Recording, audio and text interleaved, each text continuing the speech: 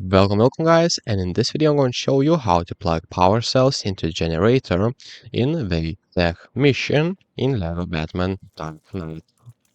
So basically what you'll need to do is just take the cell right here from the floor, then plug it into the generator. After that, break around this box these shelves, and after that move that shelf or the box next to this wall and take another power cell and plug it into generator.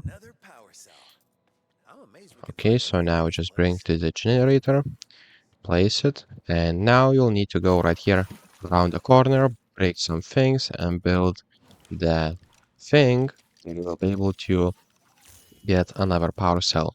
So just click and activate on the button. You'll see this cutscene, and the power cell will drop down.